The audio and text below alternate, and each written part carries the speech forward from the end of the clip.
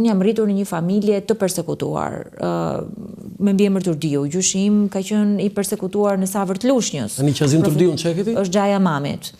Për profesorin e math të matematikës, çdo njeri që të paktën i ka dëgjuar emrin duhet ngrihet në këmbë dhe respekt për profesor Turdiun dhe është gjë e mirë që një shkollë në Tiranë ka vënë emrin Qazim Turdiu, po se këtë se ka vënë Partia Demokratike. Jo, këtë e ka vënë kryetari i bashkisë atëhershme që është kryeministër sot, por Partia Demokratike e ka rindërtuar, e ka rregulluar. Ja vlerëson këtë Edi Ramës? Po, nuk ka. Thua tani. Nuk ka lidhje, po më lë ta përfundoj. Kalon. Ai ka bërë një gjë shumë të mirë. Pse nuk e thua? Më lë të kaloj këtë tema që jemi. Tani mos. Dhe unë jam rritur në një familje të tillë, Landi. Në një familje ku antikomunizmi, mbështetjen për Partinë Demokratike kam dëgjuar që fëmijë. Mamas time nuk i dhan drejtën e studimit dhe të rritur në një familje të tillë, nga babi Tabaku, pronar të vjetër të Tiranës, të cilët ishin shpronësuar që të gjithë gjatë komunizmit dhe jetuar në një familje të tillë, unë e kisha vetë pjesë timen të ADN-s, të geneve të mia, mbështetjen për Partinë Demokratike. Pastaj duke u rritur, duke formuar mendimin, ti kupton që liria tregut, liria fjalës. Fjala antikomunist nuk do të thënë që detyrimisht je me Partinë Demokratike. Ne atëherë kështu e kishim të lidhur. Kështu e kishin. Kështu e kishin vajzë zgjuar, vajzë iluminuar. Në 91-shin, po më lë që ta përfundoj. Në 91-shin kështu nisi. Se nuk po më lë të përfundoj asnjë mendim, se unë jam akoma. Mos më sulmo, ha? Më ke bërë një pyetje si u futën Partinë Demokratike akoma. Jo, më mbarosh nesër ti këtë, se na pret një tjetër aty. Po, shkurt po flet. Dhe kishe drejt atëherë kur thes, dal me ty në intervistë. Dhe pjesë e rrugtimit tim në sigurisht që kur rritesh dhe fillon mendimet e tua dhe fillon formsohesh, ti kupton që liria tregut, ekonomia lirë janë parime bazë dhe fillon edhe vetë asociohesh me këto mendime. Dhe kam votuar në vitin e vështirë 97 për herë të parë 18 vjeç e Partinë Demokratike dhe nuk jam ndar asnjëherë. 97 ke votuar PD? Në vitin 97 kam votuar Partinë Demokratike. Kam votuar Partinë Demokratike sepse me që bëri Marsin në 97? Sepse ai ishte mendimi im dhe Marsin është thash nuk ishte ashtu, nuk e bëri Partia Demokratike. Po më lë të përfundoj, nuk e bëri Partia Demokratike, po më lë të përfundoj diskutimin. Dhe fillova si zëvendësministër integrimit në vitin 2009. Në vitin 2009 deri në vitin 2011 pata një punë të jashtëzakonshme, një energji të jashtëzakonshme në procesin e integrimit që nuk ka ardhur kurrë nga asnjë qeveri tjetër. Dhe ka qenë një moment, ka qenë heqja vizave, u bë pyetësori, dhe ishte një energji në administratë publike që ti po thoshe u hapën tani negociata, domethënë duke që po ndodhte momenti atëherë. Në vitin 2011 zoti Basha më ftoi që të isha pjesë e këshilltarëve bashkiak, drejtova listën e këshilltarëve bashkiak për Bashkinë e Tiranës, nuk doja televizia në fakt, edhe aty me zotin Berisha pata një diskutim të gjatë dhe do shkoja deri në vitin 2013 kam qenë në Bashkinë e Tiranës zëvendës kryetare bashkie dhe më pas deputete. Ma ka hapur derën në Partinë Demokratike Sali Berisha, më ka mbështetur të dy kryetarët e partisë, por më e rëndësishme më kanë mbështetur demokratët, më kanë mbështetur elektorati dhe unë besoj, ti mund të thuash që ke qenë e privilegjuar, po unë besoj që e kam shpërblyer me punë.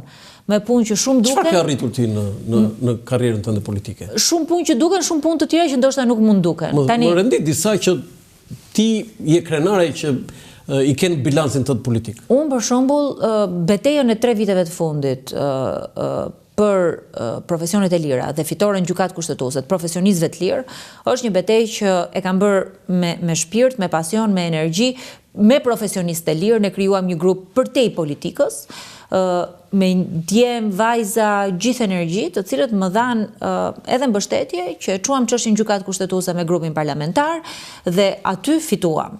Dhe është një nga betejat shumë të bukura, besoj, që ka bërë bashk politikën me profesionistë të lirë dhe kemi fituar. Një betejë politike, se kjo është një betejë edhe pak teknike, profesionale. Një betejë politike për mua ka qenë çështja e incineratorëve. Në çështjen e incineratorëve unë kam denoncuar për herë të parë në vitin 2017.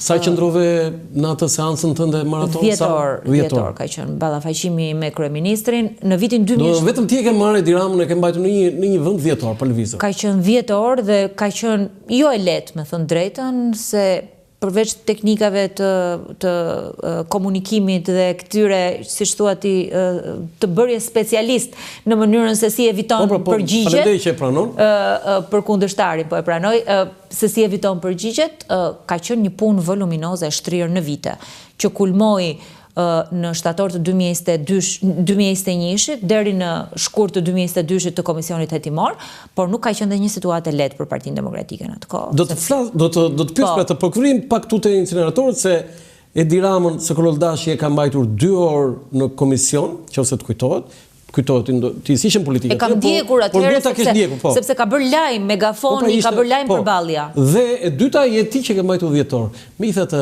ato pyetjet kush ti sillte në celular?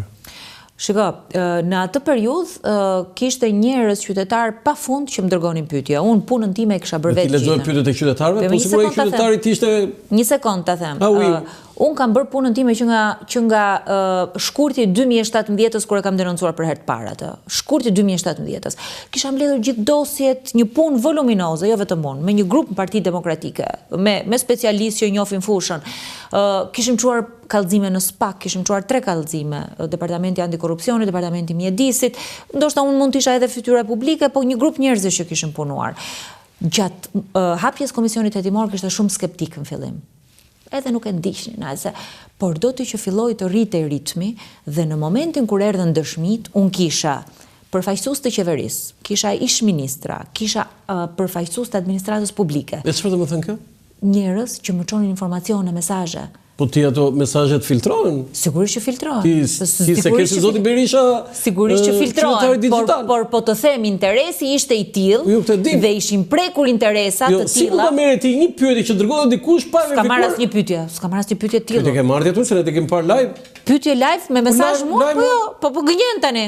Se ti as nuk gënjen, se je korrekt. Unë jam politikan, mos më them mua gënjen. Asun nuk në mënyrë absolute. Mua të më ndihmoj me atë pamje që ti merre lexoje dhe mesazhe pafund, mesazhe pafund. Po pra i lexoje. Zyra jone shtypit. Jo, këtë po them pra, po themi ti gjë. Po jo pyetje, asnjë pyetje. Pyetje po them. Jo, fare, pyetje jo. Zyra jone shtypit, çonte mesazhe. Jemi mirë. Ka punë, është normale. Shiko, ja kush ishin mesazhet që dolën media atëherë. Jemi mirë thoshin. Është ke gjithë mediat, ka interes, këtu e kape. Vazhdo. Pyetje asnjë. Mua asnjë. Po lere tani. Po jo pra tani. Nuk e beson njëri këtë. Po e beson se beson ti, kjo është e vërteta. Okej, ju thatë që ja dedikoni mbështetjes ose futet në Partinë Demokratike zotit Berisha dhe pastaj dhe zotit Basha. Tani ti je njeriu, jeni njeriu më kompetent që mund të jepni një përgjigje pyetjes madhore. Gaboi zoti Berisha në mbështetjen dhe përzgjedhjen që zoti Basha e vendosi kryetar të Partisë Demokratike? Unë nuk duaj që ti futem të shkuarës dhe ti nëse do në jo, fare. Po më le të përfundoj tani. Ti je internacionale këtu, të lutem. Përgjigju pyetjes time. Po tash unë do përgjigjem në mënyrën që di unë, përgjigjen time nuk do e komandosh dot. Jo. Atëherë. Unë jam shumë dakord me ty, por problemi është se mund të jemi të dy gabim. Patjetër, nëse më lë që të përfundoj unë përgjigjen. Unë nuk e di nëse zoti Berisha e ka mbështetur zotin Basha në momentin që është zgjedhur. Nuk e dini këtë? Sepse kishte një garë shumë të ashpër, them drejtën. Unë atëherë kam takuar edhe të ndjerin së Kololdashi që unë e kisha mik edhe prej forumit, sepse kam qenë në forum. Unë atëherë kam mbështetur Lulzim Bashën. Nuk kisha dyshim. Dhe nuk e di nëse zoti Berisha ka ndërhyrë në garë atëherë apo jo. Nuk e di? Nuk e di. Me mua nuk ka ndërhyrë. Tani, nga ai moment që u zgjodh kryetar, ka pasur mbështetjen e palëkundur të tij dhe të gjithë partisë. Zoti Berisha ka folur vetë për këtë dhe ka dhënë komentet e veta për këtë. Unë mendoj që, dhe duke e gjykuar kështu nga jashtë, unë mendoj që gjatë këtyre 12 viteve të gjata në opozit dhe 8 prej cilave Partia Demokratike ka drejtuar zoti Basha, janë bërë shumë gabime që nuk duhet ishin bërë. Dhe mendoj që kishte momente në kohë që shumë veta mund të ishin ngritur dhe të kishin thënë që ne jemi kundër. Ju ngritur ndonjëherë? Jam ngritur edhe në forumet e Partisë Demokratike, kur ne kemi dhënë mandate.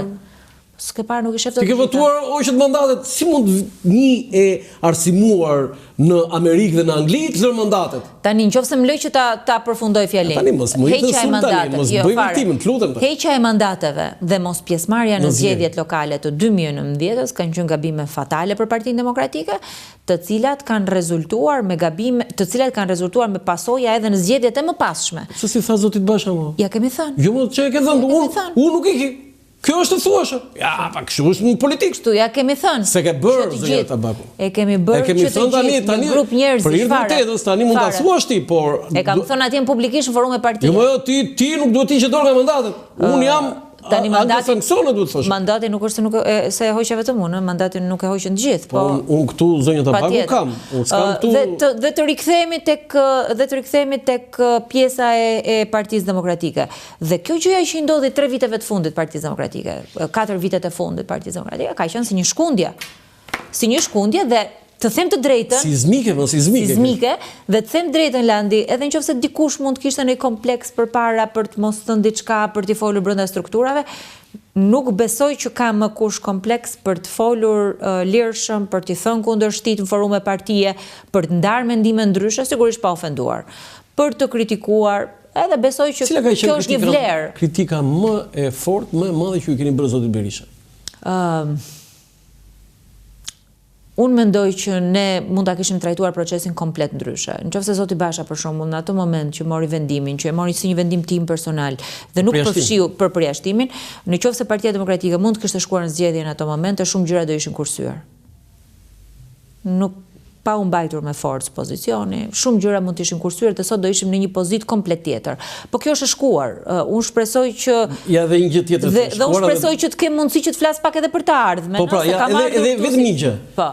Të vjen zor për 8 janarin me atë që ndodhi në Partinë Demokratike që ishe aty. Unë nuk kam qenë 8 janar në selinë e Partisë Demokratike. Po ku ke qenë? Kam qenë në shtëpi, e kam ndjekur nga shtëpia.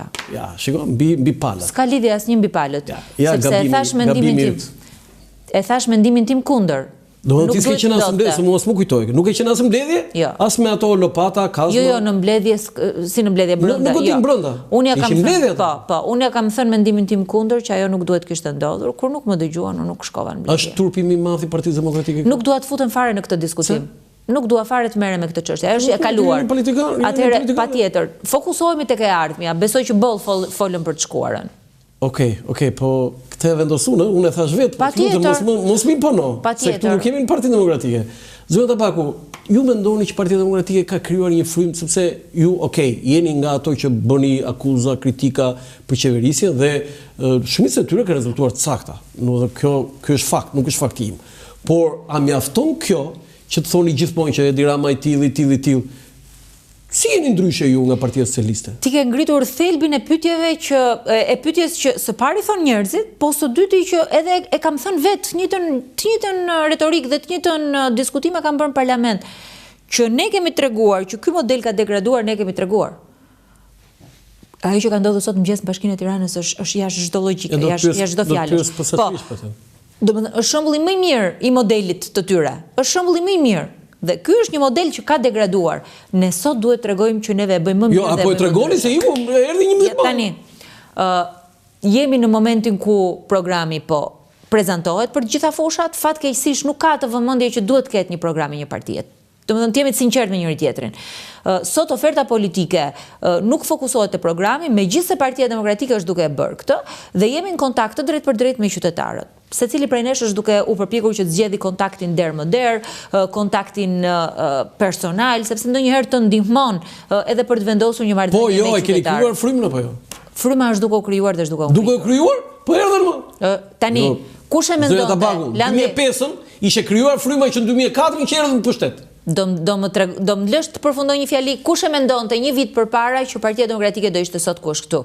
Kush e mendonte një vit përpara që Erion Veliaj do ishte në burg dhe që gjithë makineria e tyre elektorale do ishte çmontuar?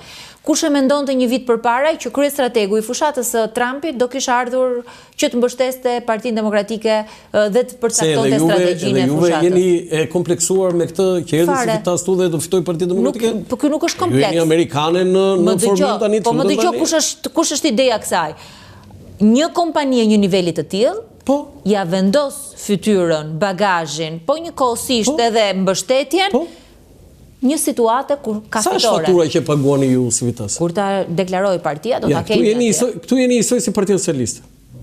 Po prit, Partia Socialiste nuk i deklaron. A i fillon punë, prezentohet, ju s'keni një faturë. Po faturën do të depozitohet në KQZ. Për këto faturat, fatura do depozitohet në KQZ. Fjala faturë, në gjithë karrierën tënde, mund tjetë ajo që ti e ke lakuar në të gjitha rasat.